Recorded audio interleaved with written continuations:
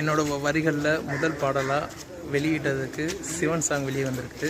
அதுக்கு முக காரணம் டைரக்டர் சார் தான். எனக்காக இந்த வாய்ப்பை கொடுத்துருக்காரு. ரொம்ப நன்றி சார். சார் ரொம்ப ஹெல்ப் பண்ணியிருக்காரு எனக்கு இந்த சாங்க்குள்ளே வர்றதுக்காக ரொம்ப ஹெல்ப் பண்ணியிருக்காரு. சார் தான் மியூசிக் டைரக்டர். வணக்கம் சார். Thank you sir. சாங் ரொம்ப அருமையாக வந்திருக்குது.